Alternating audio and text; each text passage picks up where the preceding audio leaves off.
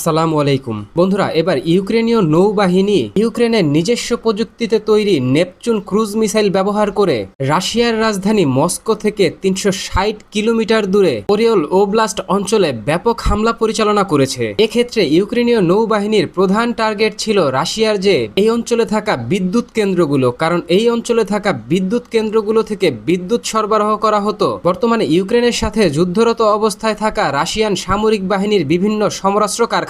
ইউক্রেনীয় সশস্ত্র বাহিনী ইতিমধ্যেই অভিযোগ করেছে এই সব স্থানগুলো থেকে সমরাস্ত্র তৈরি হতো, সমরাস্ত্র তৈরি হয়ে সেই অস্ত্র ইউক্রেনের সাথে যুদ্ধে রাশিয়ার সেনাবাহিনীকে সরবরাহ করা হতো। তাই রাশিয়ান সেনাবাহিনীর বিভিন্ন ধরনের যে মেশিন টুলস ফ্যাক্টরিগুলো রয়েছে, যেখান থেকে বিভিন্ন ধরনের সমরাস্ত্র তৈরি হয়, এই ধরনের সমরাস্ত্র কারখানায় হামলা পরিচালনা করা ছাড়াই বিদ্যুৎ সাপ্লাই লাইন বন্ধ করে দিয়ে এই উৎপাদন ব্যবস্থাকে কিন্তু সম্পূর্ণরূপে ধ্বংস করে দিয়েছে ইউক্রেনীয় সশস্ত্র বাহিনী। আর এটা রাশিয়ার অভ্যন্তরে হামলা পরিচালনা করেছে, যেই হামলা কিন্তু শতভাগ সাফল্যের সাথে পরিচালনা করেছে ইউক্রেনীয় নৌবাহিনী। এখন দেখুন, ইউক্রেনীয় কর্তৃপক্ষ রাশিয়ার অভ্যন্তরে এই ধরনের ভয়াবহ হামলা এবং বিদ্যুৎ সাপ্লাই চেইন ভেঙে দেওয়া এইটাকে নিজেদের একটা বড় বিজয় হিসেবে উল্লেখ করেছে। বন্ধুরা, ইউক্রেনের পক্ষ থেকে যখন রাশিয়ার অভ্যন্তরে ভয়াবহ হামলা পরিচালনা করা হচ্ছে, তখন কিন্তু ইউক্রেনের তৃতীয় বৃহত্তম শহর ওডেসা দীর্ঘদিন যাবৎ রাশিয়ার নিয়ন্ত্রণে ছিল। তবে গতকাল ইউক্রেনীয় সশস্ত্র বাহিনী তীব্র হামলা পরিচালনা করে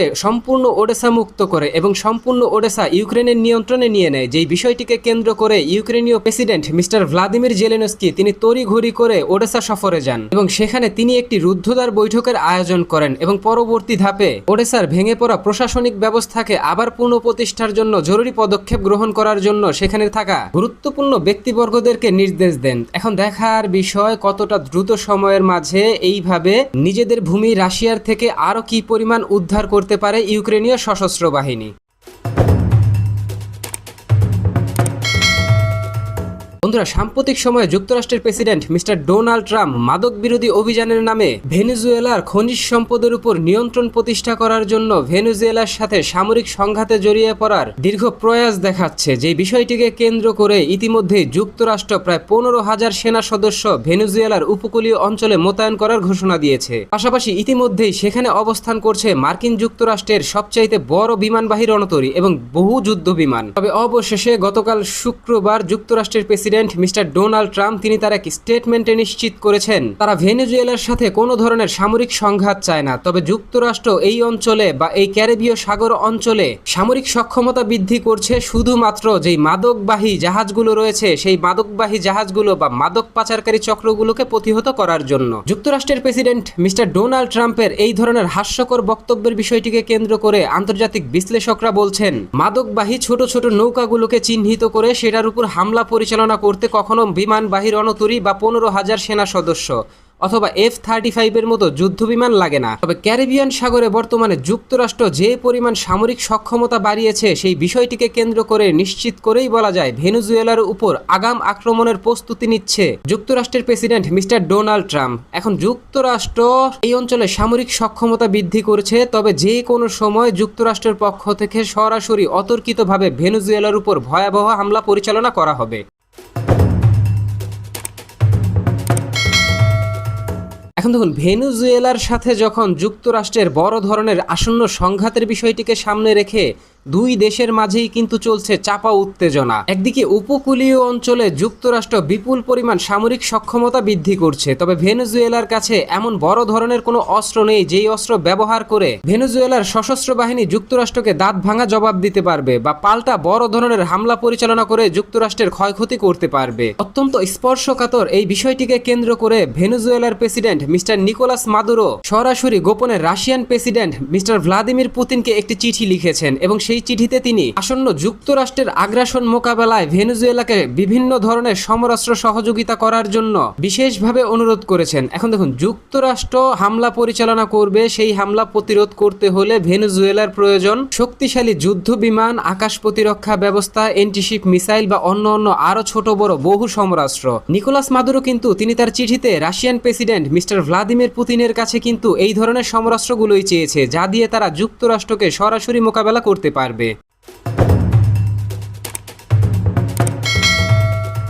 বন্ধুরা, ইতিমধ্যেই ভেনেজুয়েলার পক্ষ থেকে নিশ্চিত করা হয়েছে তাদের অত্যন্ত ঘনিষ্ঠ দুই মিত্র দেশ ইরান এবং চীন, তাদের কাছে খুব দ্রুত সময়ের মাঝে জরুরি ভিত্তিতে সামরিক সহযোগিতা চাওয়া হয়েছে। এক্ষেত্রে ইরানের কাছে শাহেদ 136 ড্রোনের মতো অত্যন্ত শক্তিশালী ড্রোন চাওয়া হয়েছে এবং ইরানের তৈরি অত্যন্ত শক্তিশালী যেই শর্ট বা মিডিয়াম রেঞ্জের মিসাইল সিস্টেমগুলো রয়েছে তা চাওয়া হয়েছে বিপুল পরিমাণ। পাশাপাশি ইরানের কাছে ইরানের নিজস্ব প্রযুক্তিতে তৈরি যেই আকাশ প্রতিরক্ষা ব্যবস্থা রয়েছে সেটাও চাওয়া হয়েছে। তবে চীনের কাছে কি ধরনের সমরাস্ত্র চাওয়া হয়েছে সেই বিষয়ে এখনো কোনো গুরুত্বপূর্ণ তথ্য পাওয়া যায়নি। পাশাপাশি এটাও নিশ্চিত করে বলা যায় চীনের কাছে নিকোলাস মাদুরো সামরিক সহযোগিতা চাওয়ার পাশাপাশি কূটনৈতিক এবং রাজনৈতিক সহযোগিতা চাইবে, এটা শতভাগ নিশ্চিত। কারণ চীনের রয়েছে ব্যাপক সক্ষমতা রাজনৈতিক অঙ্গনে। পাশাপাশি চীন রাশিয়া এই দুইটি দেশেরই রয়েছে আন্তর্জাতিক নিরাপত্তা পরিষদে বা জাতিসংঘের নিরাপত্তা পরিষদে ভ্যাটো পাওয়ার। এখন দেখুন, চীনের মতো একটি দেশ যদি সরাসরি ভেনেজুয়েলার পাশে দাঁড়ায়, সেটা যদি সামরিকভাবে হয়, কূটনৈতিকভাবে হয়,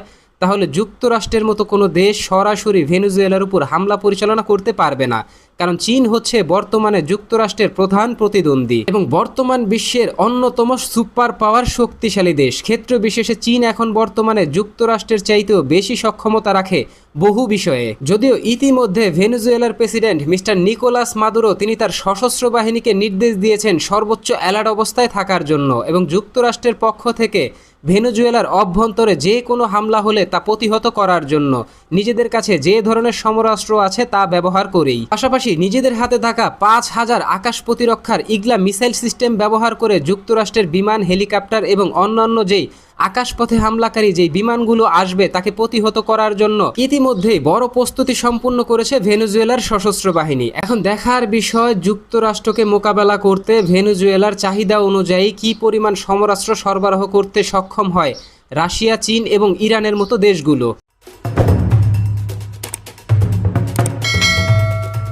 তো বন্ধুরা, যুক্তরাষ্ট্রের পক্ষ থেকে ভেনেজুয়েলার উপকূলীয় অঞ্চলে প্রায় 15,000 সেনা সদস্য মোতায়েন করে এবং বিপুল পরিমাণ সমরাস্ত্র একত্রিত করে ভেনেজুয়েলার উপর যেই হামলা পরিচালনা করার প্রস্তুতি দীর্ঘদিন যাবৎ নিয়ে রেখেছে যুক্তরাষ্ট্র, সেই হামলা করা থেকে যুক্তরাষ্ট্র সরে আসে কিনা। পাশাপাশি ভেনেজুয়েলার president mister Nicolas Maduro Russia এবং চীনের কাছে যেই ধরনের সামরিক সহযোগিতা চেয়েছে যুক্তরাষ্ট্রকে মোকাবেলায় সেই ধরনের সামরিক সহযোগিতা প্রেরণ করে কিনা। এবং সাম্প্রতিক সময়ে ইউক্রেনের পক্ষ থেকে রাশিয়ার 360 কিলোমিটার দূরে সরাসরি রাশিয়ান ভূখণ্ডে হামলা পরিচালনা করে বিভিন্ন বিদ্যুৎ কেন্দ্র ধ্বংস করে দেয়া এবং দীর্ঘদিন রাশিয়ার দখলে থাকা নিজেদের তৃতীয় বৃহত্তম শহর ওডেসা থেকে রাশিয়ান সেনাবাহিনীকে হটিয়ে সেখানে ইউক্রেনীয় নিয়ন্ত্রণ প্রতিষ্ঠা করা, এ সম্পর্কে আপনি কি ভাবছেন?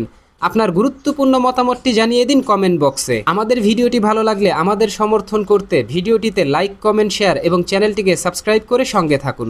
ধন্যবাদ।